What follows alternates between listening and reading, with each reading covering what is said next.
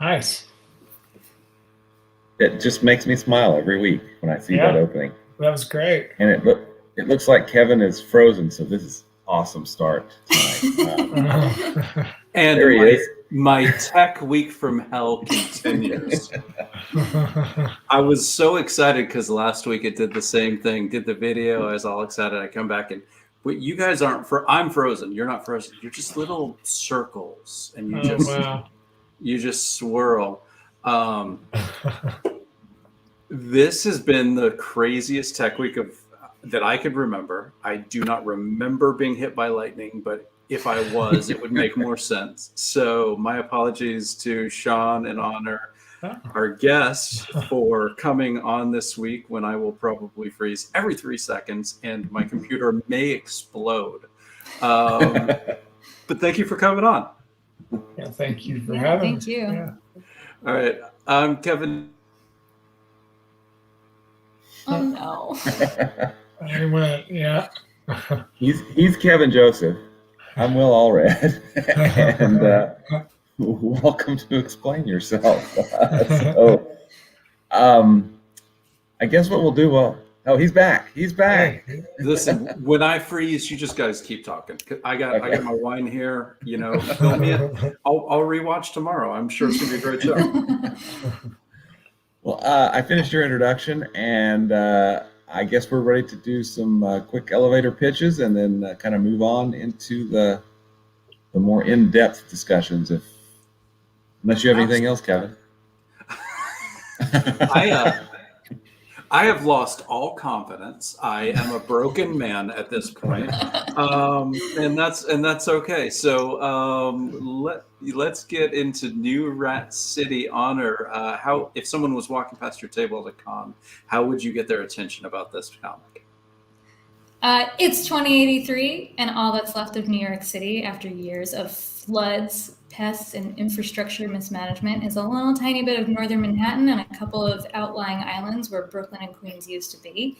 There are very few people living in the city anymore. They're holding on by a thread, and the only people keeping them there are the pest controllers, who are keeping the rats and roaches and pigeons and other newly evolved mystery animals at bay.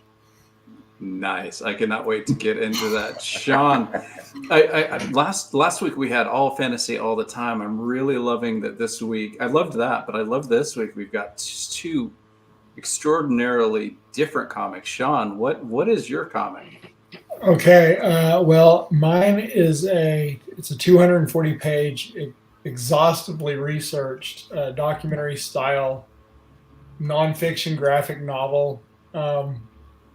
Depicts the mythology surrounding the Crescent Hotel, its strange 2 years as the Baker Hospital during the late 1930s. This was a Depression-era cancer hospital in Eureka Springs.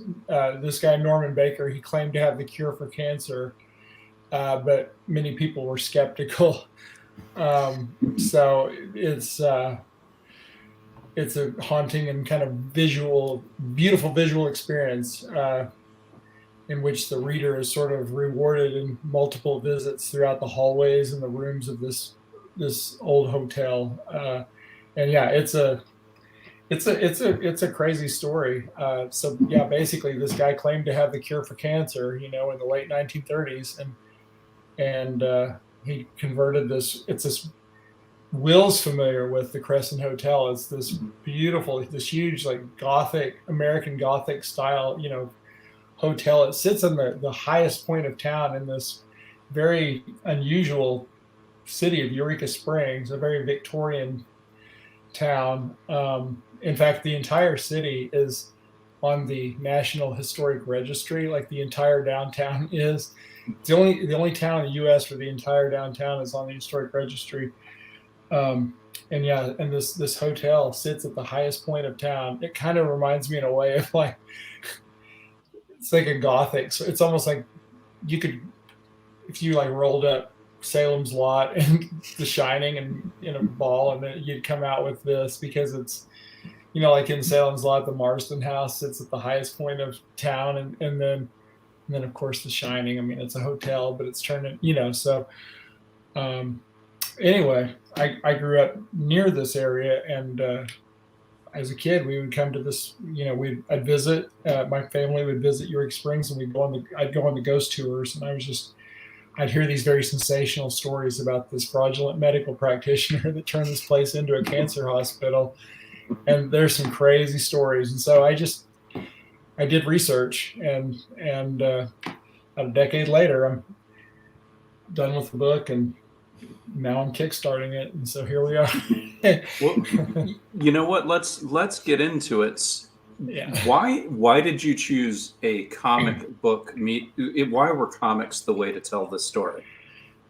That's a good question. Well, I'm an artist. I actually moved to Fayetteville back in 2003 to go to grad school to pursue my master's in fine art, and I've always just been fascinated with the medium. In fact, that's whenever I was telling Honor, when I was living in New Jersey, I was going to the Joe Kubert School of the cartoon.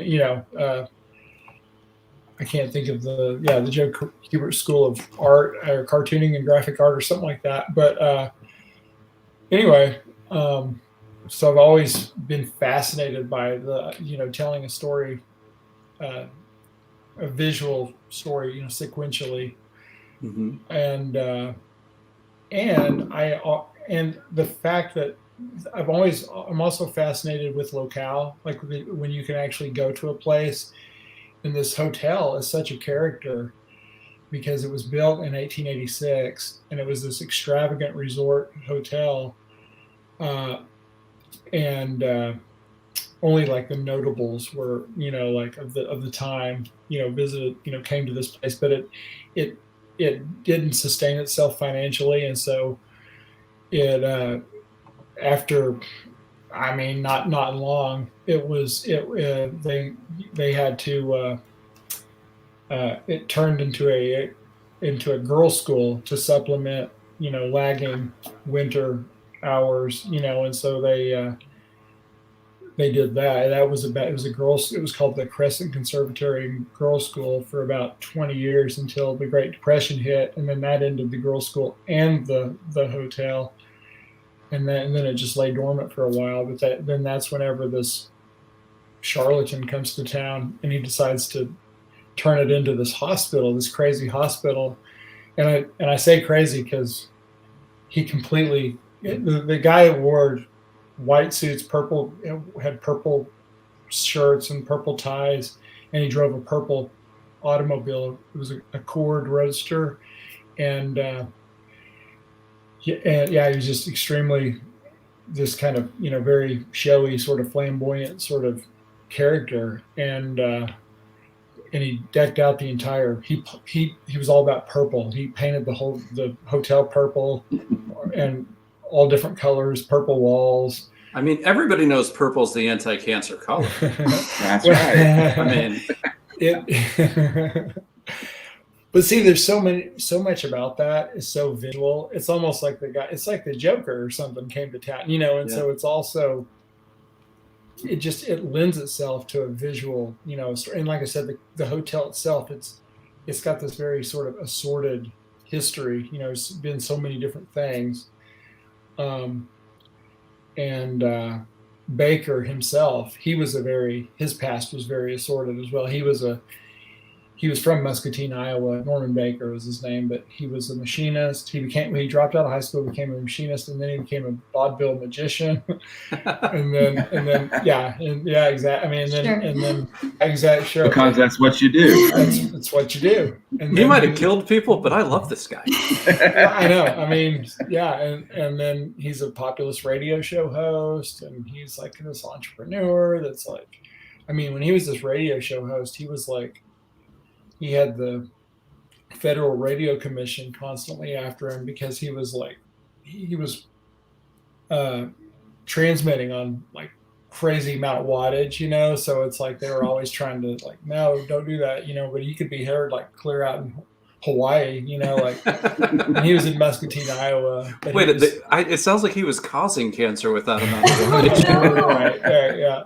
He was just drumming up business for the hotel. Yeah. Well, and then he's Yeah, and he starts kind of, he gets turned on to like this is like coming into the Great Depression, and people are, it's like, well, I back up. He actually, before that, he was the inventor of the air calliope. Wait, yes, the air calliope.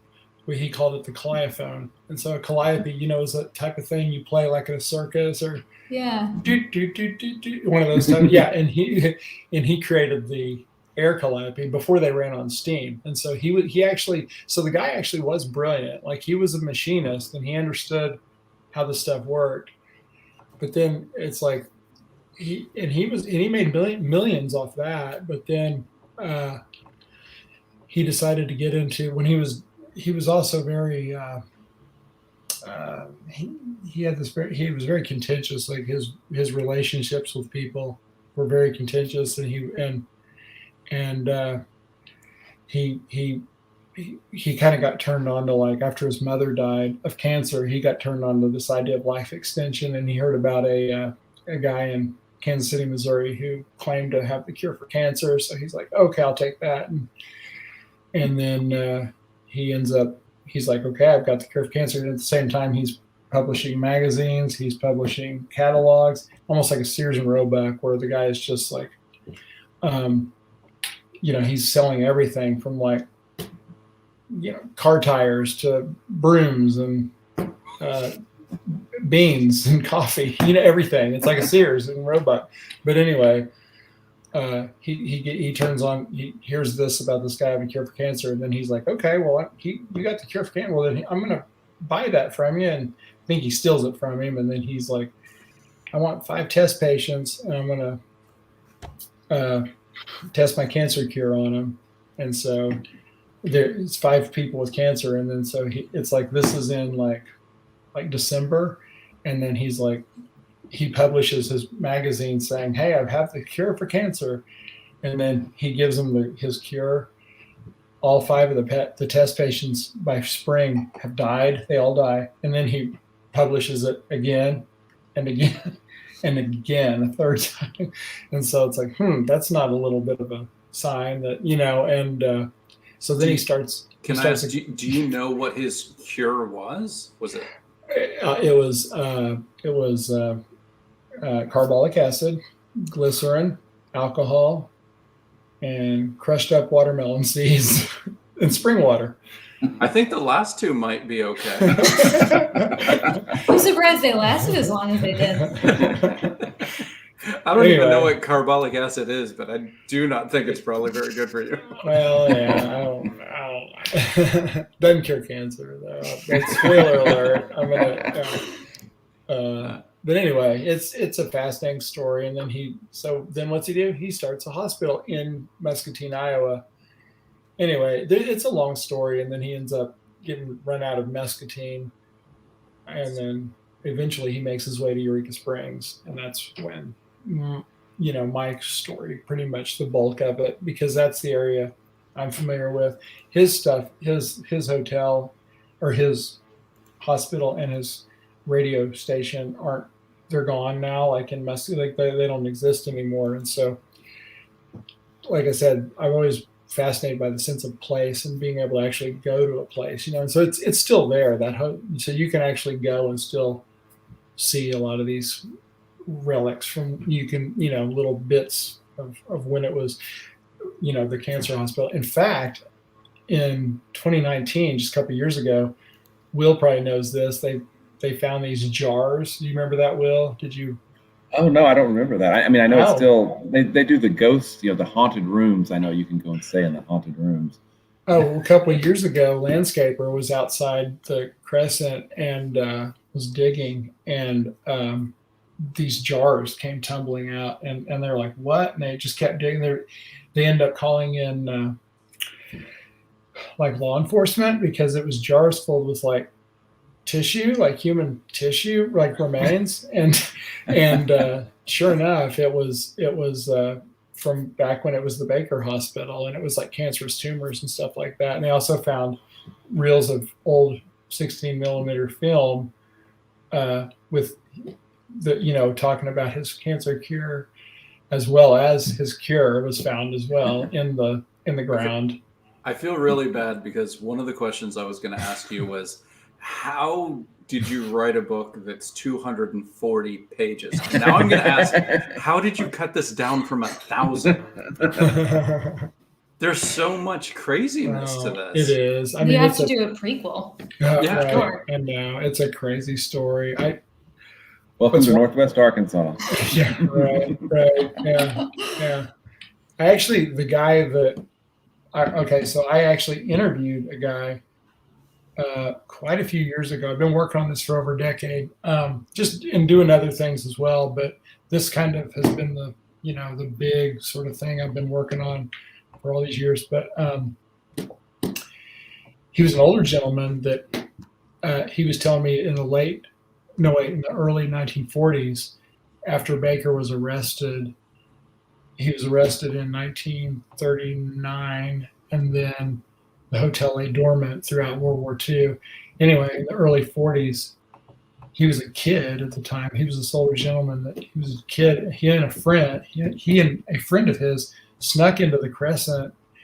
And so he told me all about this experience, like going through this old, crazy, abandoned, like hospital hotel type thing. And he found those jars of it before, when they were there. And so it was wild because when they dug those up, it's like, I was like, oh, I know about that. I know what that is. And so, but that's in my book, it's like these kids going through there. And I actually finished the book when that happened, like right when I was finishing the book, I was wrapping all up, that popped up in the news like that, because it actually garnished national attention when they found those jars. So that was a pretty interesting little. Well, hey man, I've got something to show you here. Remember this? I do. Yeah. Nice. Domesticated. That's the nice. Yeah, that's the larger one. Then I had some smaller ones printed up, but yeah, that's great. I love it. Yeah. Have you guys ever heard of Alan Moore's novel Jerusalem? Oh, Is that the 1,000,000-word one? I think it's the million. I've never read. Yeah. I'm not. I'm intimidated, so I have not. I haven't. Like if I can't get through some of his comics, I don't want to. But apparently he wrote it all. Everything is placed in his hometown in England, and he wanted to tell kind of the story of it. And he wrote the entire novel without an ending. And he sat there for years with no ending to the book. And basically was ruminating on the fact that if he couldn't have an ending, he didn't have a novel. And some crazy event happened, which became and it's true, the exact ending to his novel. So he sat down, popped out 40,000 words, probably in an hour and a half, because he's Alan Moore. Yeah. And it is novel, but it's kind of like you're telling me this stuff about the jars, and it's like, do you believe there's something magic about creating where that was given to you before your time, and you were working on it, and because you were ready? And I'm not sure if I believe this, but I'm not sure that I don't. Oh, that's interesting. No, yeah, that sort of kind of serendipitous sort of aspect. That's interesting. Because doesn't Alan Moore say that like? He says a lot of things. He met like John Constantine in a bar. He saw him. Yeah. Like, he claims that that's a real person that he saw. Like, and so he's after he created him for Swamp Thing. Yeah, I believe he said he met him. That didn't really meet him. Saw him in a diner or a bar, or something like that. Right. I don't think he. Yeah. So. Well, he's awesome. He calls himself a diabolist, but he's also a vegetarian, so he sacrifices plants instead of animals. Hey, it works for him. He can do what he wants, But no, I think. Hey, I don't. Maybe so. I don't know. I mean, who knows? It is very strange how that just happened, like right when I finished this book, and then I did actually meet the guy, and I interviewed. It's in my it's in my book, these guys going through there. And so it is very, like, the pieces just sort of click together just so neatly. When in life, how many times does that happen where it just sort of it shouldn't, but it kind of does. And I want to make sure that we can come back to this, but I want to make sure that Honor gets to get into her book, which is, I believe, fictionalized since it's 2083. But I don't know. Maybe you have a time machine. But what really stuck out to me when reading your page was, can you tell the people who are watching about how this story is, I don't know if it's inspired, but at least tagged to your father? Yeah.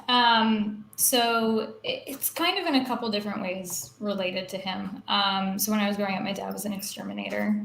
He was also like a stay-at-home dad with me for a while. My mom kept working after I was born, so it was like me and him all the time. And then when I got old enough to like not, die as soon as he turned his back, as kids are wont to do, he went back to work, and that's what he did. So he was an exterminator for more than a decade. And I would go with him sometimes and, do my homework while he sprayed, or we'd go on, whenever he got like a possum or a raccoon. It was very exciting. So I would get to sometimes go with him to release it because he wouldn't kill them. And yeah, it always struck me as like a funny job for him because he loves animals and so do I. And, nature is very important to him. And I think as a kid, I couldn't quite like integrate those two things. Like I couldn't figure out like, how do you do that work while, you do love and respect animals and really are very interested in them. And I get it more now. I understand, like, I think, like a lot of blue collar work, I think extermination is, it's about keeping people safe and keeping people comfortable. And it's like it's kind of like care work in a similar way that, plumbing or being an electrician is. Like you're keeping people's homes comfortable. If you've ever had like a rat or a roach in your house or your apartment or anything else, It's like psychologically damaging. You don't know where it is. It's like, it's everywhere and nowhere at once. It's like having a ghost. So I think that, like, kind of thinking about that for my whole childhood definitely imprinted on me. I think the other big event in my life that drove me to actually write this story was Hurricane Sandy, and being on Long Island with my parents when that hit, lived on the South Shore. Compared to other places, our neighborhood was okay, but the water came up to our front door, like the car was toast. Like it was really, it felt like one of those like events in your life that it's like, this is sort of a demarcation line between how I thought about the environment. In New York City, everything's so under control. Like everything's, all the trees are in little cages and the grass is like very, everything's very like kind of tightly, outlined here. And it really kind of broke its barricades that night in a big way. I think physically, mentally, emotionally, like for a lot of people who lived here. So that for a long time, I was trying to figure out kind of how to reconcile the fact that like they still live in that house, and that would drive me nuts. If I knew that water almost got into this house, and the one a block away got picked up and then rotated and put back down in the middle of the street. Like, it's like, how do you live in that neighborhood anymore? I don't understand. So this book, I think I've tried to write it in a bunch of different formats over the last couple of years. And I realized it has to be visual. Everything I remember from that night is so visual, and I think thinking about, a kind of like, I say, a peri-apocalyptic New York City, like it's just tipping over the edge into the apocalypse, that it's, you gotta see it. And it's, something that wasn't really coming through when I was trying to write it as like a novel or a poem or anything like that. So yeah, there's something, and George Quadros did the artwork, the inks here. So he has this like really amazingly detailed, like very finely detailed style. DC Alonso does the colors, and Lucas Gattoni did the letters. And yeah, a lot of, the sort of landscapes here. I used to live on in Washington Heights, so that's kind of the neighborhood. Oh, that's gorgeous, this piece. Yeah, I love this. It's very like Eisner-y to me. He did such a beautiful job. He's got a really good kind of behind the scenes thing on his Kickstarter, on his Instagram about this. I did say you guys had different types of comics. When I went through architecture, just jumped out at me from both comics. I was like, both these artists really know how to draw buildings, and that is so difficult. It's so neat to find someone who can do that. Yeah, a lot of stairwells in this one. Well, I mean, place is extremely important, but it's almost another character, in these books. I mean, it becomes, another character because it's, every place is unique, but there are places that you can go that are somewhat, almost not necessarily surreal, but kind of more real. They're more, I guess, they make more of an imprint, a sensory impression on you. So yeah, I mean, this is cool. Yeah. How did you Nice. pull the team together? So my last project, which is still running, is a historical fantasy book called Andraste, and George worked on the inks for that for one of our issues there, and DC is the colorist for that. So I knew the two of them. I knew I wanted George to draw this no matter what. And then Lucas I found on Twitter, I think, and he is really he's such a good letterer. He really, I think, added a lot to the book that I didn't even realize.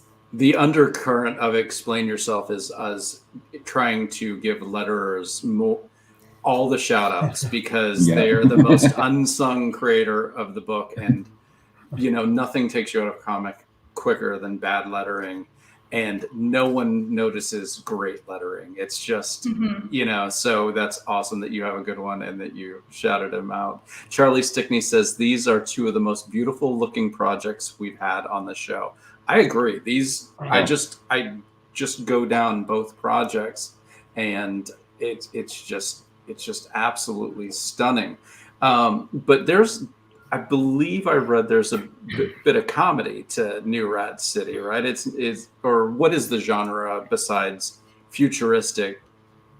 I've been calling it eco horror. I think it's. Okay. I don't want it to be slapstick, but I think, and I think this is an attitude a lot of New Yorkers have, and I think it's something that it's coming through me, but it's something that I sense whenever there's a disaster is we have a sense of humor about it, and that's kind of how you get through it. And I wanted that to be there, because this is the city going through its, spoiler, maybe final disaster. We're not all, New Yorkers are okay, yep, great.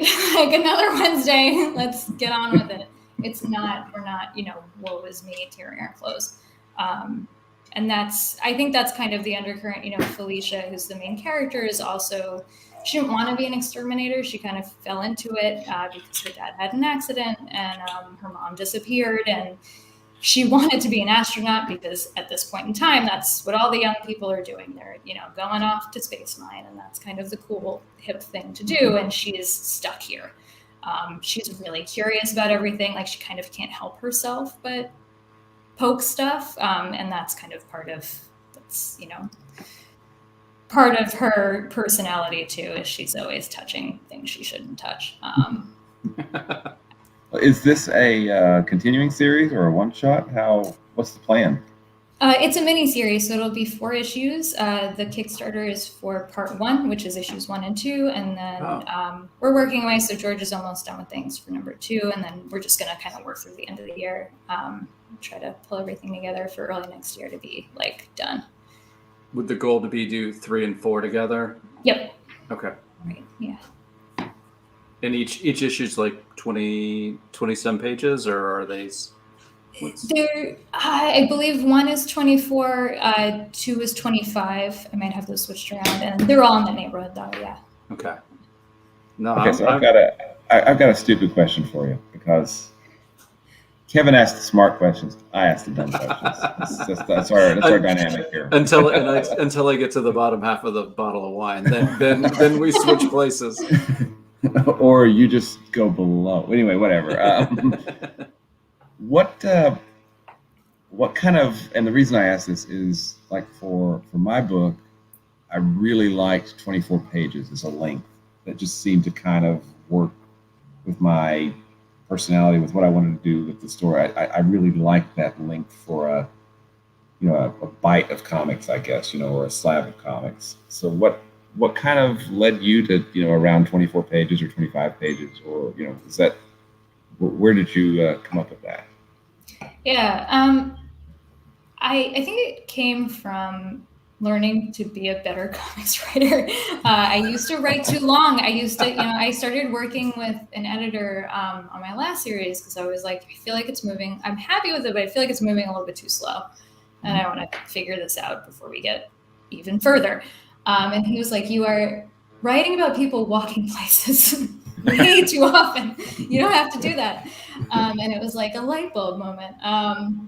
But yeah, I wanted to kind of keep the each individual issue pretty tight, and I also liked the idea, because she's an exterminator, and this is a world where there's new things popping up, of kind of having a monster of the week feel too. So the first issue is rats, the second issue is roaches, the third issue is going to be something else, and the fourth is going to be something else. So I kind of liked having those quicker, like you said, like quick bites of comics. Those like faster sort of storylines going on. Then in my other series, we're ranging from 25 up to, I think our longest issue is like 38 pages. Oh, wow. So it's more fluid over there, but yeah. Well, we had the comment from Charlie Stickney, who writes White Ash. What I love about Charlie is he's got this amazing confidence where he's just like, I want this first story to be 52 pages. And that's what he gives. And then he's like, the second story, no, it can be short. I can do this one in 40. And it's just like, it's so short. Great. He's just like, I'm gonna do my story exactly as many pages as they need. I do veer towards my goal being between that 20 and 24. But I've definitely had a 28 and a 32 because I couldn't veer long enough. So because of Charlie, I'm a little less disciplined. I'm like, if he can do 58 pages, I can do 32. Yeah. Well, Sean, you did. I mean, I can't do 240 pages. 240 pages, I can't do man. that. I mean, come on. So you said you researched it for 10 years. How long have you been in it? Is that painted? It's painted. Yeah, it's painted. Yeah. I'm sorry. What was it? What were you? I mean, obviously this wasn't going to fit in 24 pages, but you're talking 240 pages is really like a 12-issue series if you're like working for Marvel. Yeah, right. Yeah. How did you come up with that length? Is it just that's the amount of stuff you wanted to come? I mean, did you cut stuff out? Could this have been 300 pages? Well, no. I mean, honestly, it was just kind of an organic process. Like the whole thing was just, the research was probably the most time consuming, sort of difficult part, it was just putting all this together.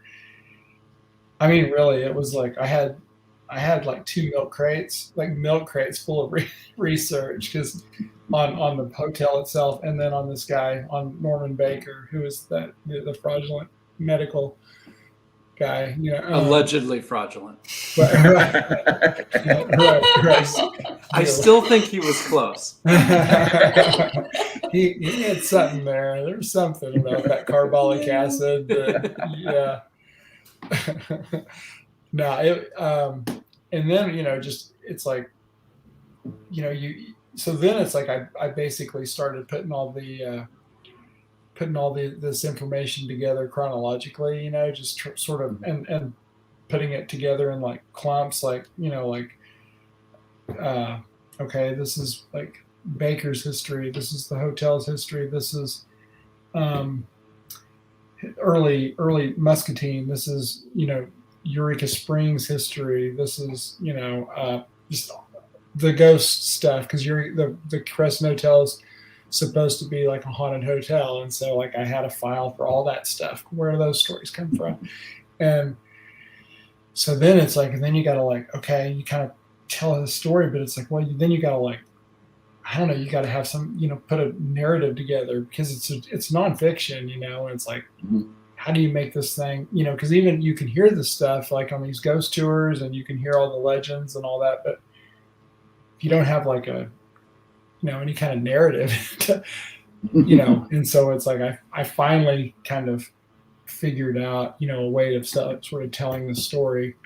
And then it just sort of organically grew. Like I just wrote it until it was done. And then I just kind of put it together, and I storyboarded it, and I just had like this big thick book full of little thumbnails, and it ended up being over 200 pages of these little, and then I just put it together. Yeah, it's about the size of like, that's funny you said that, Will, because it's probably about like, going back to Alan Moore, I'd say it's about like V for Vendetta size. Or Watchmen thick, yeah. Or Watchmen thick. Yeah, it is. It's right there. Yeah, it's right on that.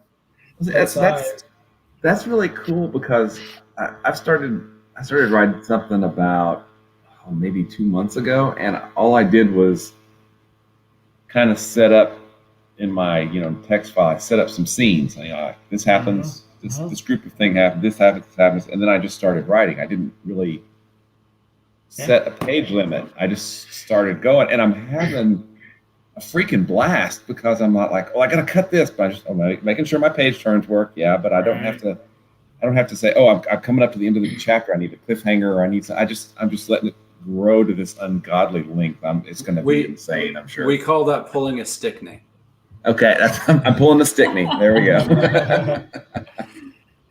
It's very freeing, to work like that. The only thing is, it's with my book, it's like it's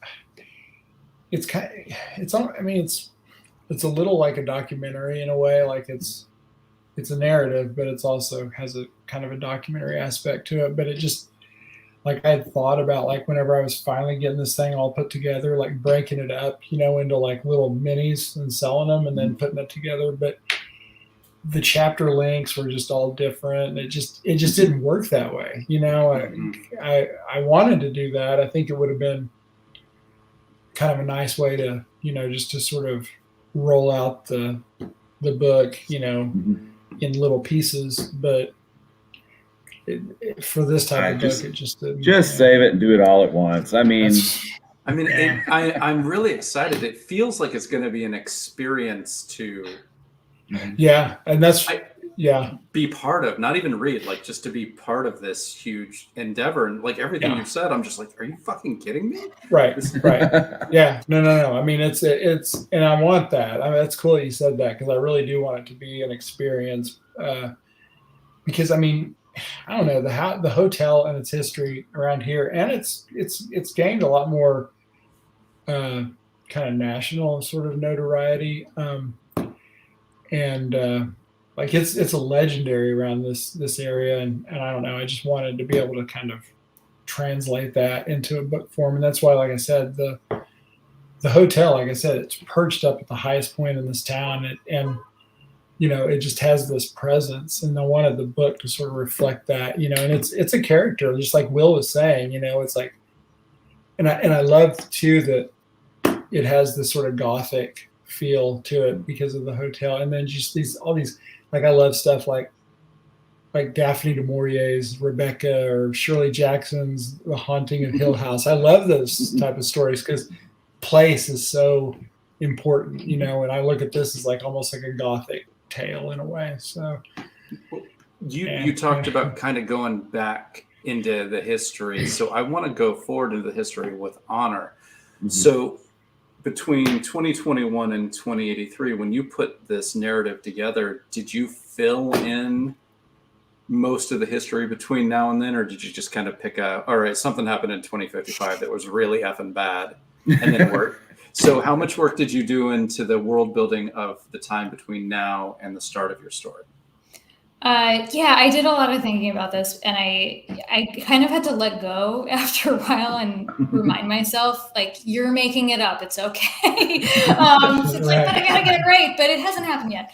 And I'm trying to kind of project, right, where are we going to be at with computing, with social media, with all of these things that are like such huge forces now? Because it's funny, I love like old sci-fi like magazines. There's a store in New York City called Argosy that's awesome, that has, somebody must have sold them like their huge collection of like Analog and Asimov's and like all of these old sci-fi, like fantasy and science fiction. And I like, every time I'm over there, I like go and pick up a couple, and they're great. But sometimes you read them and it's like, yes, nuclear weapons were really looming large here in like in the 60s.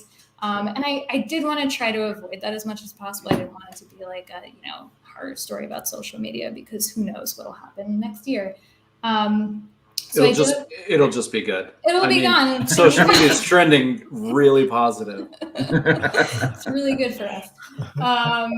Right. And it's, I think that's part of the, maybe self-awareness humor that I like in science fiction. It's, when it's like, yeah, we know this might not be a thing, but yeah. So there are a lot of drones in the story, a lot of things there. I kind of tried to be as close as I could imaginably get with the ecological stuff.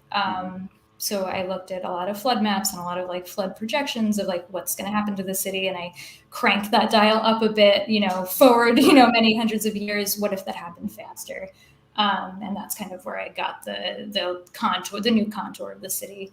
I looked at kind of the plans right now for making New York City more flood proof, which in my opinion are all bad because they don't involve like building swampland, which is kind of what you have to do to absorb water. It's a lot of building walls, which crumble. And so in the story too, in issue 2, Felicia kind of walks past, there's a flood wall in the East River and there's a memorial wall. And, there are a bunch of disasters that are called out there of, the Great Flood of 2064 and, the big power outage of 2037.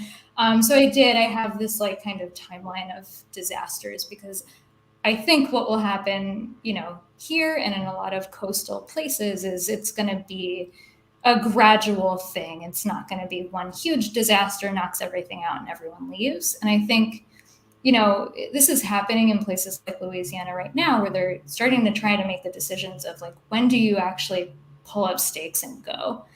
And it's incredibly difficult because that's where you live. It's your home. You can't just like abandon it, and you can't tell people to abandon where they live either. There's a really great book called Under a White Sky that came out last year that's kind of about this topic that really also like hit me. And it's about how we do so much to try to like fix the bad things we've done rather than just like pulling back a little bit and letting things get back to normal. So there's an example in, the upper Midwest where they have like now reversed this river's direction because they introduced fish that weren't supposed to be there and they ate everything and they can't get them out. So they're literally reversing the direction of a river because they can't divert it because that would affect a town. And it's like, we make all these decisions that are really ridiculous on the face, like, when you pull back a little bit and you can kind of separate from them emotionally. So I tried to think like, right, cool, what are all the weird things we're going to have done here? And what's going to be left of New York City when there's actually nothing left? And I think living here through COVID also affected that a little bit of like, what is a city if you can't leave your apartment and nothing's open? Can I ask how far you were into the writing when COVID hit New York City so hard? I had already written this story in another, like as a novella. Okay. A couple years ago, like way before all of this happened. And I started scripting the comic kind of in the middle of all of it. So it definitely affected that part of it a lot. The only industries left in the book are tourism. Like people want to come and see all the ruins. So Sean, maybe kind of like you want to go see the abandoned hotel. Like you want to go see the abandoned Empire Sure. State Building, and the Museum of Natural History is abandoned. Maybe they can draw you in, Sean. Yeah,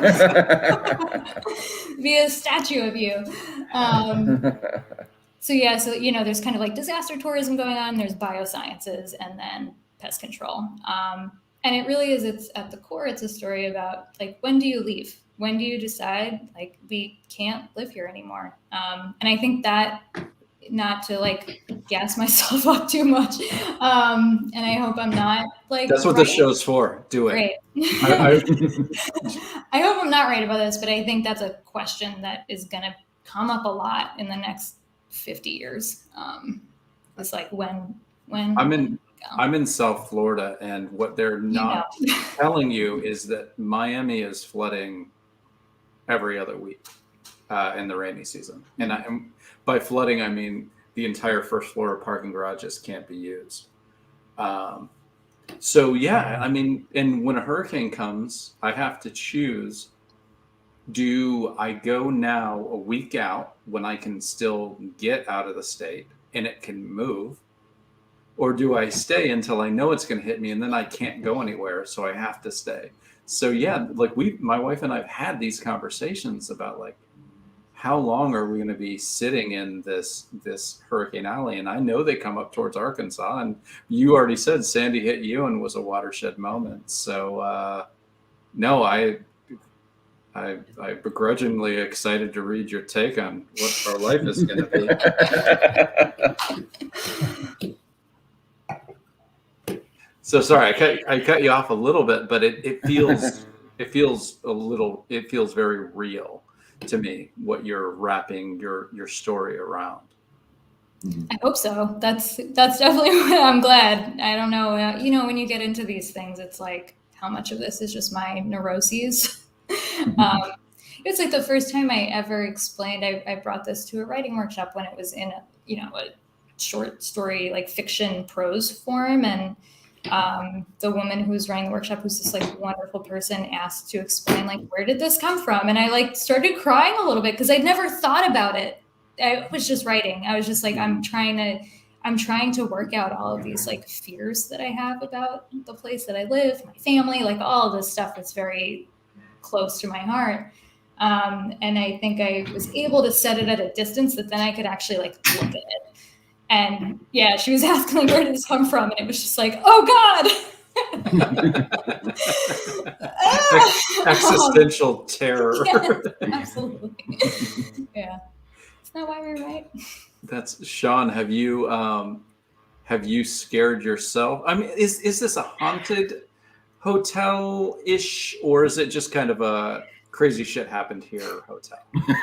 Right. Yeah. No, it's more that. I would Okay. say it's more of a crazy shit happened because it's yeah, I mean, if you want to look at it like a ghost origin story, because a lot of people died there, I mean, then you could look at it like that. So, but it's not. Honor's going to do the sequel. Yeah. Honor's going to do Everything's Yeah. flooded. Ghost. Rats are running the hotel. That's good. Canoes. That sounds great. I love it. Yeah. But no, yeah, it's it has a very spooky atmospheric sort of feel to it, as you can kind of see that through. That's kind of how I roll with my work. I've always been a fan of, well, like early kind of cinema. I was film noir, all that kind of stuff. I love light and shadow and playing with like German expressionism and all that kind of stuff. Like I'm like sort of bringing that into my work. Will had the one book earlier. What some of the other stuff you've done? Oh, not a whole lot. I did actually do a thing. It was a short story called Ubiquity of Strangers, and it was for Cemetery Dance magazine. I don't know if anyone familiar with that. Oh, Honor, you're familiar with. They did a thing called Grave Tales. It's wild because I did this thing like 8 years ago, and they're actually getting around to publishing it maybe in like a year or two. Like they contacted me like, hey, we're gonna finally. You remember that thing you did a long time ago? It was like it's like a Tales, kind of an EC type, like a Tales from the Crypt or Vault of Horror, one of those type of things. But it's kind of we like to say it's a House of Fear for adults. Yeah, exactly. And our buddy James Powell has a horrors for kids line, so we have to drop it in there. We charge him a dime every time we use his. He hasn't paid us yet, but he owes us 30 cents. But yeah, that one's coming out. It's like kind of a zombie type story. I didn't write it. I never even met the writer. They just sent me the script and asked me to do it, and it was pretty cool. But were you in an anthology too, not too long ago? Oh no, I didn't. The Death Ray Anthology. Which one was it? I can't remember. Anyway, sorry. I thought I know we had chatted a little bit about some anthology that was going on at the time, but I don't remember what it was. This one will be fun when it finally comes out, because it's like they did a thing. Theirs is called Cemetery Dance. Their anthology is called Grave Tales, I think is what it's called. Yeah, I think that's Grave Tales, and like one of the writers is Joe Hill. And so that's cool. I was like, oh, that's awesome. Yeah, and so he's kind of, it's early Joe Hill, but because obviously this was like he's long. It was probably 10 years ago. I don't know, but so I was like, well, that's neat. I'm being that in this book with. He's one of the writers that did this, and so anyway, I don't know. Well, I don't even know when it's going to come out, but they just recently were like, hey, we want to. They're like, can you send us those files again? Those pages that we paid you for? Yeah, they lost them. I think they lost them. I know, and I was like, well, yeah, I happen to still have them, so I sent it to them. And they're like, so nice. There's that. John, can I ask you a question? So these pages, how do you work on them? Sounds like a dumb question, but is each painting like full sized, or like, do you do each panel as a painting, or you lay out the page and then you? Yeah, I use like a, what's 17 by 14 size, like piece of Bristol board, with this book I was using like watercolor paper because it's thicker, but I just, it's basically the same size as like what most of the, comics are drawn on, and then you can shrink it down, and it looks good because it kind of retains the, the detail and all. But it's, I just I draw it out. It's usually, they're really pretty tight pencils, and then I just, honestly, I'll go in with I'll spot blacks, because I love contrast. I love having that full, the range of value from like light to dark. And so I'll spot the blacks, and then I'll go back in and then just, wash, build up with value. And then on top of that, I'll add some color. So yeah, there you go. You can kind of see, it's, and by getting those strong blacks in there, and then the lights, it just has the white areas. It gives it that full range of value, and just gives it that contrast. So when you do go to printer, there's usually it's pretty good. It's not, you don't get too many surprises as far as, it looks good. It's amazing. So question. Got like sorry. That's all right. Go ahead. Air looks dusty. Like it's incredible. Mm-hmm. Like it looks like when you were in an old building, and the, not even just the lights gorgeous, but like when it was lower down, but there's like a beam of light. It's like, right. It looks like there's dust in the air. Oh yeah. Well, so that's the one part. Like if this is all painted, but then I do digitally come in and I'll add little light effects like that. Okay. Yeah. So, that's what that is. And that's just, and it's not really much at all. It's just really going in with like, like white, like a brush, and just like popping in a little bit here and there, and just making it, I'm really good. I'm really cognizant about like where my light source is, and so Well, I'm not going to speak. I'm not going to speak for Honor, but I'm going to speak for Kevin.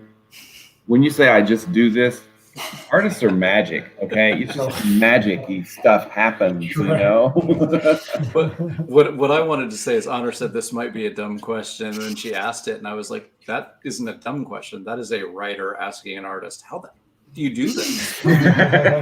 Like, how do you do this? We want to know, but we don't want to do the work to learn. Yeah, exactly. Right, yeah.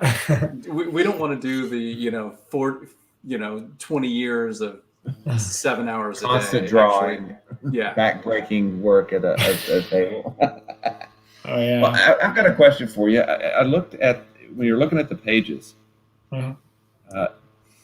Your panel borders are really sharp, and your page layouts seem, they don't seem crazy at all. You're usually going like a 3-tier or 2-in-1 or something like that. Yeah. Was that a conscious choice to kind of keep it more, this documentary style? Yeah, it really was. In a way, it's funny when you said like Watchmen, how like Watchmen is very just 9-panel grid. Yeah. Right. It's a 9. And I mean, I'm not doing that. I'm doing more, maybe a 6-4-1 or something like that. But it's, I know that, we all are pretty well versed in comics, and we can look at all kinds of crazy panel configurations, and we can figure it out because we've just looked at so many. But I know a lot of people, there are people that they can't do that, Mm-hmm. And so I wanted this book to be, I want it to sort of transcend. So it's like people that may not normally, read comics can look at it and then just easily, like reading Calvin and Hobbes, like anybody can read, the daily strips, like that, just a left to right, so that's. You said you basically thumbnailed the plot of this once you got the narrative. Yep. Did you have any dialogue or narration in mind when you did that, or did that all come later, like a one-person Marvel method? I was kind of, popping in little bits here and there. Like I had a basically like I put the whole story sort of together, like with all my research. And then from these paragraphs, I would just kind of start drawing it out. And then I actually had kind of a good idea of like, what's funny is like, it's so much of it is oral histories. And so I actually, would interview so many people. And also it's a lot of research from, letters, newspapers, all that kind of stuff. So what's interesting is when somebody's speaking, like it's actually their words. Like if it's historical, so it's like they may not have actually been saying it in a conversation, but they wrote it or they typed it, or it was a quote from them, and it just lends to the authenticity, because that's one of the things is I don't know. I'm really particular about just having, I want to kind of know their language, how they would speak, the vernacular and all that. And so, I was reading, Eric Larson, not the comic artist, but the guy that he wrote like Devil in the White City. I'm glad you said that because I was like, Savage Dragon. No, not the. No. I made a quick 180 and got out of it. No, I don't know what you're talking about. Okay, well, he's he writes. So Honor, you were familiar with Will? Yeah, that's a great book. Yeah. Okay, so he does that. Like when people speak, it's usually like he's it's from from like a quote from a letter or something like that. And so, I don't know. I was really amazed by that. Like it lit something to the story that, this authenticity, and so, so that's in there. It's like I said, it's really like a lot of just sort of kind of stitching together like all this quote, like like I said, like interviews, newspaper, like it's you're just kind of just putting this all together and stringing it together into a narrative, and it was difficult. Now, Will has called you the Ken Burns of sequential art. Does that make you comfortable? Are you comfortable with that? Well, that little movie I made, there's a lot of Ken Burns zooms going on. A little further on the Kickstarter, so it's like it's like a lot of the Ken Burns. I love iMovie, and I But always they named keep the it Ken that. Burns in it. I Yeah. know. So if that's what you mean, I guess so. I guess I'm. So our buddy at Blake's Buzz podcast says, "I'm late, but I backed what follows is true because oh my God, I agree, Blake. We love you, love you, and we're gonna do the worst thing to you ever. We're gonna show you New Rat City." Yeah. And unless you've already backed it, when you see this art, you're going to have to back 2 projects. Actually, Honor, a quick question for you while Kevin is putting up the link. But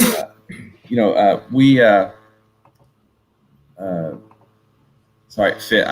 I've known you as Fitz forever, man. So I just call you Fitz. Okay. Sure, of course. Fitz talked about between 4 and 6 pages. I mean, between 4 and 6 panels per page. How do you kind of approach a page? I mean, do you have a kind of a average panel count that you're looking for, or even words? I'm one of those crazy people that counts words and balloons, counts them per panel and counts them per page because I'm nuts. Well, I have to stop myself. I think that's I'm writing. It's you get very precious about of your words, but I think the art is what does it in a comic. And I kind of, what I try to do is leave it open enough. So George is really good at layouts. He's really great with these dynamic angles on things. He does machinery and you're saying architecture really well. So I try to leave a lot of room for him to play with stuff, and he makes great decisions. Usually I stick to between 5 to 8 panels a page, because otherwise it starts getting a little bit too cramped. Of course, there are some little fun things in here where we're going through the tech and stuff, like the weird exterminator tech, where there's lots of little insets. That's kind of where I leave myself room to play. But I totally count words. That's actually one of the more word heavy pages. I try to edit myself back. I'll do page by page outlines that are very detailed, and then I do a script from that. I sleep on it, and then I come back to it when I feel cold about it, and I cut it down, because there are often just too many words, sometimes too many panels, too many people walking places. And that's, when I was, we've been talking about more a lot tonight. Saga of the Swamp Thing is one of my all-time favorite books for layouts. And, I would never attempt to ape Alan Moore because I know my limits, but looking at what you can do, with somebody's psychological state on a comic page, seeing kind of the limit there that he set was very inspiring too. And I think, George loves that book as well. So we kind of also developed a shared set of books that we were thinking about when he was drawing this too. It makes sense that Swamp Thing would kind of be part of it. So that's smart. And I think that there's nothing wrong with shooting for Alan Moore, knowing that we're going to not reach him, because even if you fail, look, he's a crazy man. Yeah. Yeah, But I can't grow that beard. I've tried. It's Yeah. not going to happen for me. I know that. This is a year and a half of quarantine. This is all I Yeah. got. So no. But like, when has he actually been wrong? Yeah. I mean, He's a crazy man. He's nuts. But when has he been wrong? Yeah. I mean, you look at a-hole, but so's the guy from the hotel in Arkansas, and I love him. Yeah. Norman Baker, man. Baker. Alan Moore and Norman Baker are my two heroes, and I only met one of them tonight. Norman Baker is a very good serial killer name too. So I would be kind of disappointed in him if he never did, I mean, He did, got obviously. people. He got people with cancer. We do know what happened to 5 of them. So Yeah. I think it could be said. sounds a little like Norman Bates. Right? Yeah. Yeah. Well, I mean, this has been an absolute blast. I can go a little bit more into it, but it's late. It's 12:07. What is your honor? What is your favorite tier that you would like for people who are hearing about you the first time on your campaign? What would you like them to know is available and what you're excited about? So on the one end, I think the one I'm most excited about is the Pick a Pest tier. There's one left. Somebody has already grabbed one of the 2, and you get to chat with me on Zoom on the set of animals that we've got available for a little cameo battle in part 2. We've got raccoons, there's gators, there's all kinds of fun New York City animals that we're trying to figure out, which 2 we want to have Felicia go toe-to-toe with. So you get to kind of cast your vote there. And the other tier is, I know. So it's sort of a choose your own adventure for the lead character? A little. It's not. It's somebody else choosing an adventure for her. Right. And then you'll get to like a character design print from George, like just custom for you of whatever animal monster that you decide gets to go in part 2. So that'll all be like Kickstarter exclusive, but we'll do like a little backup story in part 2 with those animals. And too, there's a digital tier that is affordable. I wanted to make this book affordable. I think, like, especially for international folks, like shipping is really rough, and Yes. It's ridiculous. And I know I can't control it, but I wanted to make it, a book that people could afford. So the printed copies are $11, and you're getting 50 pages of story plus all kinds of behind the scenes stuff too. So yeah. I'm right in the middle of delivering the Kickstarters, and every campaign I go through the homework where I go, oh my God, this is so expensive, but I have to charge X to not get screwed. And then 3 months later, I have the books in my hand, and I go in and I look at what people in Norway paid, and I think, I cannot believe how much I overcharged them. I'm going to have to send them money back. There is no way that it costs this. And then I go in and I click their address and I look at it and I'm like, I'm within $1. It is so extraordinarily expensive to ship overseas now. God bless you if you buy a book from an American Kickstarter backer. Thank you. But also, yes, digital. Like, if you can get it digital, I'm speaking for myself. That's great. It's great for the campaign. It's a reader. Don't feel bad if you back something digital because you don't want to pay exorbitant shipping. Yeah, and the digital shipping is it's nuts. And Australia is shut down right now. Just done. No, thank you, anybody. Yeah. So, all right, Sean, what is a tier you'd like people to know about? Oh gosh. Well, let's see here. Well, I'm trying to think here. Let me pull up I think my third tier is my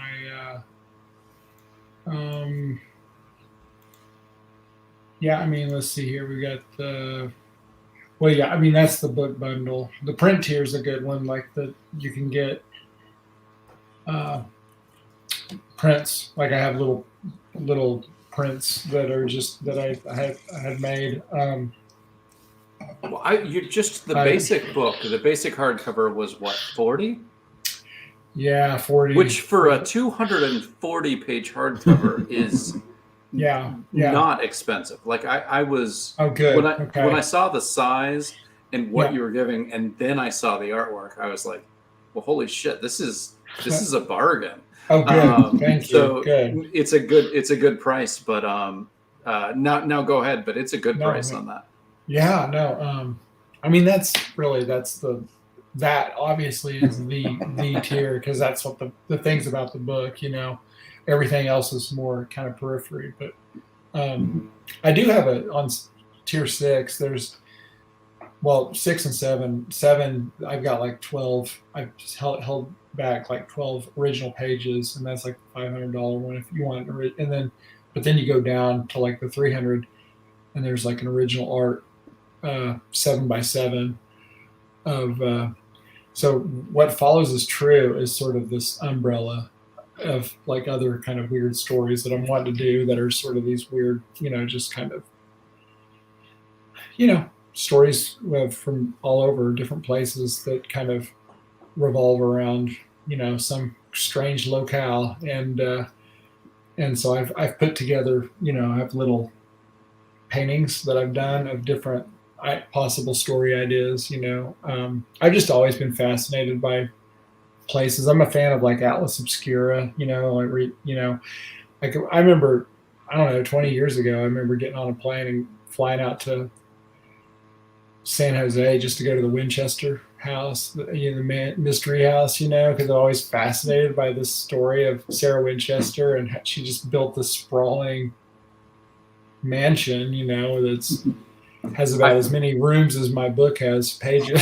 I think Josh Warner from Source Point Press is just bringing a book out about that. Oh wow! Right now, which is shout out to Josh, great guy, Source Point Press. But they actually went and visited and had some kind of I don't know if it was a premiere because I don't think the book's out yet. But I need to get you in touch with Josh because he's doing a crazy haunted hotel. He might be interested in your not haunted, crazy ass hotel himself. And hey, is it a graphic novel? Like I think it's a limited series of comics. So I'm sure eventually they'll do a graphic novel. But I've just seen some posts on it. I haven't read it yet, so I don't know exactly. But you gotta come to Roosevelt Island too, Sean. It used to be. It was all hospitals in the 1800s. Where? Roosevelt Island. Oh, where I live. Wow. Okay. Yeah, come visit. Okay. There's Nice. an abandoned smallpox hospital. Oh wow. Like the first biological lab. Oh wow. In the country was here. It was all. They used to call it Welfare Island because it was all hospitals. Okay. Right up the block is what used to be the biggest psychiatric hospital in the city, and now Whoa. it's very fancy apartments.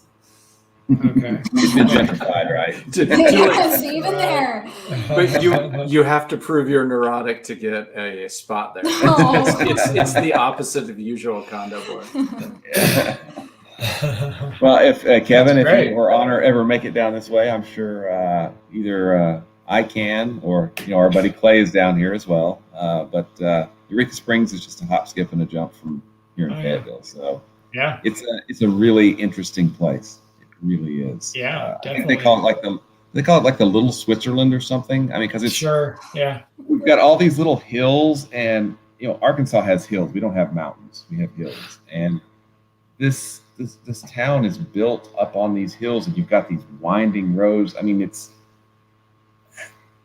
almost like wait, am I in San Francisco? Because this road is nuts, and I mean, and Eureka was started as like this kind of hippie commune, back in the 1800s. Am I right there? Or it became one at some point? Kind of turned into that. Like it was, Doesn't it always?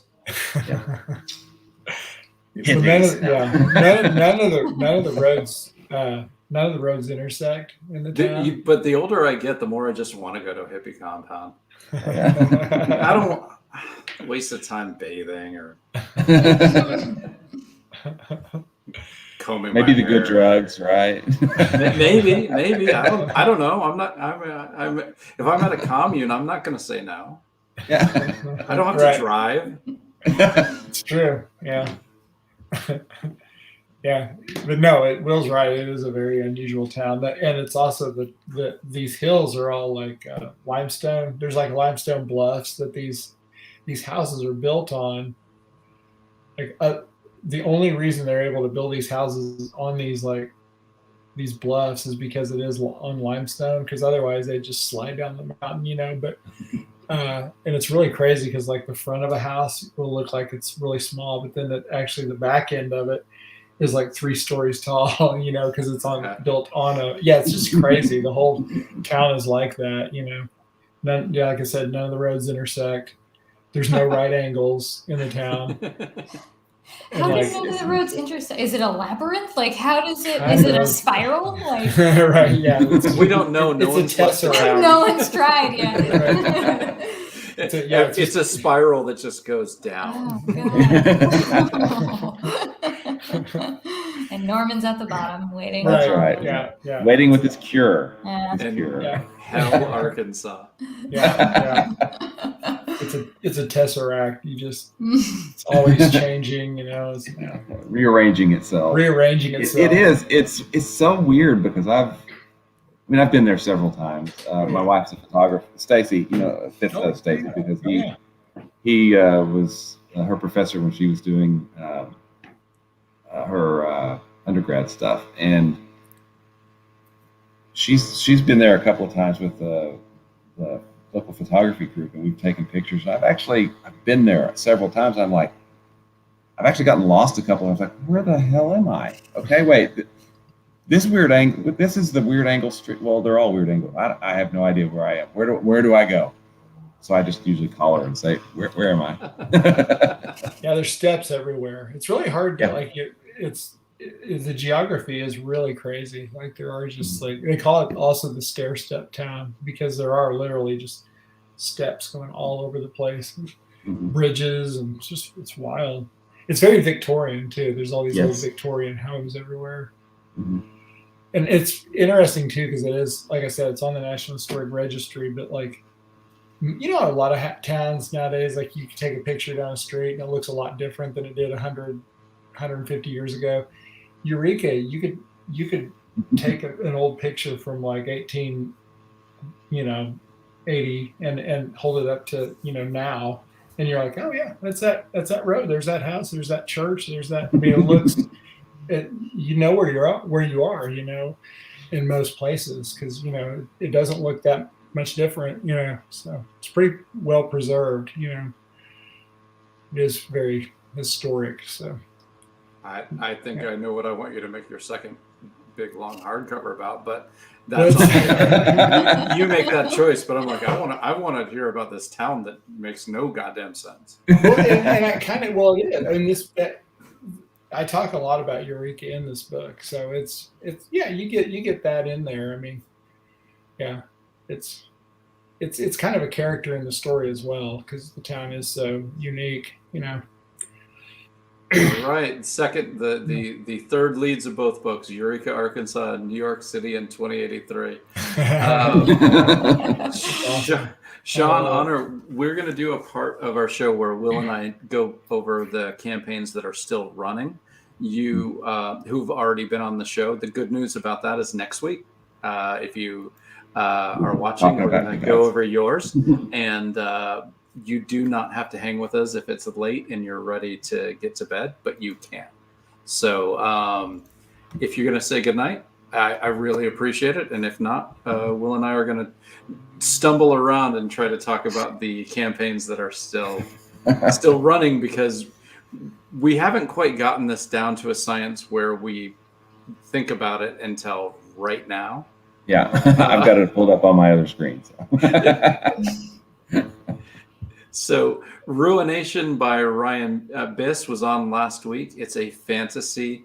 A war started in a war has been going on for 2 or 3 centuries, and it stopped 40 years ago.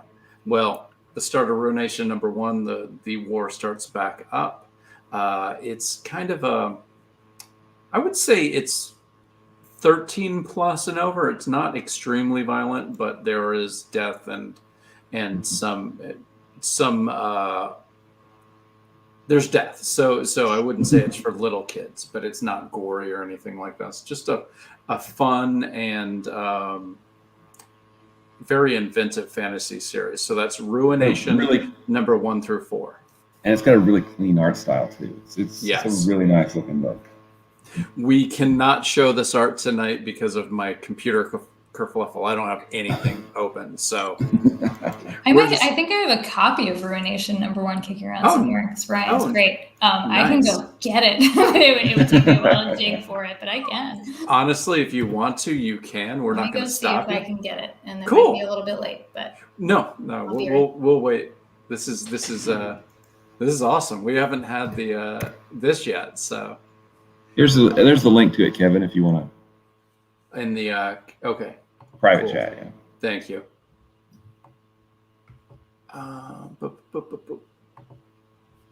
Yeah, we had Ryan was on here last week with. We had Les and the art. We had the artist and we had 2 writers and the artist from Savage Wizard, which we'll get to, and then we had the artist from All the Devils Are Here.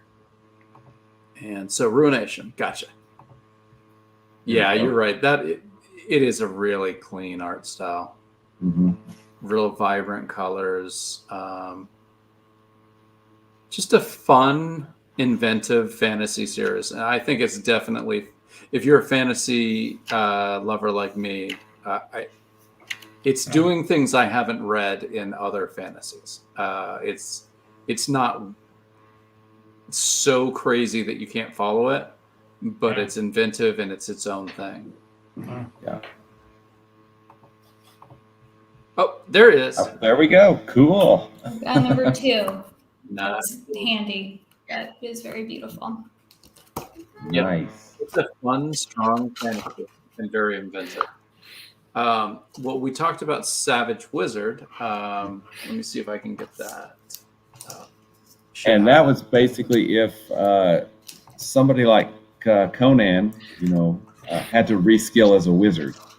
Yeah. If you're talking Dungeons and Dragons, so yeah, that's it's a little maybe not quite as serious as these books. Mm-hmm. Would you agree with that, Kevin? I would say it's more of a it's a fight and jokes and really good art as well. I mean, what we've had over the last couple of weeks is extraordinary art, cool stories, extraordinary art, and as Charlie said, tonight is no exception. No, thank you, because all I could say is no explanation, and I knew that was wrong. But Savage Dragon, really fun. Lesson wrong. Savage Wizard. You're I said Savage. Eric Larson. Oh my God. We went full circle. Hey, see, the thing that we do too is we wait to do this until I'm at the bottom of the bottle. I sent you the link for Savage Wizard, so we can take a look at that real quick. And I will grab the other ones. Yeah, it looks really good. It looks like a lot of fun. Yeah. And I believe last week we had All the Devils Are Here as well. Yeah, let's see. It was Doug Wood and Leslie Julian were the co-writers, and then we had Brian Flint. Can't read my own writing, huh? Yeah, and it is black and white, and it's just gorgeous. Yeah, absolutely. And then, yes, you're right. All the Devils Are Here. I'll give you the link for that one too. All the Devils Are Here is an exorcist.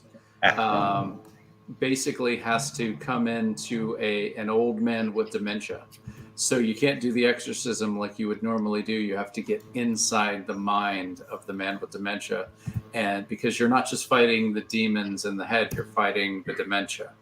And it is an extraordinarily inventive story. It's a one-shot, but the art and the story are both extraordinarily inventive. I'll quickly get there, show a little bit of the... So next week, we're going to talk about yours and fumble around. So sorry. Yeah. That's what we do. Right. Yeah, really inventive. I mean, just going inside the guy's head and you get these glimpses. It's very heartbreaking, actually, because sometimes you get glimpses of the man's real life that's in his head, and then you get the demons that are either causing the dementia or maybe were invited in. I'm not sure based on the 15-page preview I read, but it's heartbreaking, inventive. It's really it's worth a read. Definitely. And then, I mean, we've got to talk about the most important comic book of the 21st, 22nd, and 23rd century. From the voice of our generation. I mean, yes, you're right. Yeah, Deadskins by Clay Adams is comedy nemesis western of the show. Clay Adams, nemesis of the show. Just let's make sure we say that. Also a fellow Northwest Arkansas resident.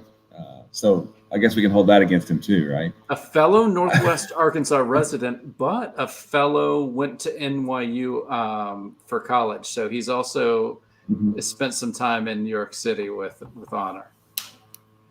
Well, I don't know if I don't know if he spent time with honor, but he was in New York City. Yes. He actually did acting school at the exact same place that I hadn't met her yet, but my wife was doing acting school. But he was NYU and she was just Stella Adler, so they never met, which is pretty funny. But they were literally taking acting courses at Stella Adler at the exact same time in New York. That's cool. But yeah, this is a blood-soaked, I think. I think that one page that you just scrolled past pretty much covers it. Blood-soaked zombie Western story. That is just a balls-out comedy from the get-go. So it's all the gore and all the comedy, and just basically a New York dandy is coming back to the plains to marry his sweetheart, and this happens. Somehow he wakes up and he's the only one on the train who isn't killed, and zombie Indians have taken over the West, and we're going to see Custer's last stand against a horde of zombie Indians in this final encounter. So if you like South Park, go ahead. I love that his Custer is about 4 feet tall. It's just awesome. Napoleonic Custer, yeah. If you don't like comedy that goes there, don't back this. And I think Clay would say yes, that's true. Although he might say back it and screw you. And just don't read it. Yeah. If you don't like South Park-ish humor, you're not going to enjoy this. But if you do, then it's really funny. So if you don't like strong innuendo about the relationship between a man and his donkey, probably don't want to read this. I don't know if it's strong innuendo. I think it's just it's not contextual. It's there. It's right there. It's just right there. Okay, it's been a while since I read it. So. I'm looking through, and I think that we did it. That's the live campaigns, but we cannot go without giving a huge shout out to Phil Falco and Kat Calamia. The By Visibility Anthology hit over 30,000 dollars. I do not know. Let me see how many actual 12 backers. 1,200 backers. 1,300. 1,321 backers. They were on the show, and I don't want to take credit for all 1,300 backers, but I think probably 1,100 or so. Yeah, I was going to say just that. from being on this show. Sean, in honor, your mileage may vary. Yeah. But we We will make be no rooting promises. for you and hoping against all hope that we can say something like that when you guys close. Thank you so much for joining us. Thanks. Thank you. Thank you. Yeah. It was a blast. Good night, guys. Yeah. Okay, Good night. great. Thank Night. you. Appreciate it. Okay. All right. Oh, and one last shout out to Microsoft Excel. You're right, Blake. we forgot to talk about Microsoft Excel tonight. But you know what? Their check didn't arrive, so that's probably not this week. I'll get into Blake Buzz recommends Ruination. Absolutely. All right, guys. Have a great night. Night. Right.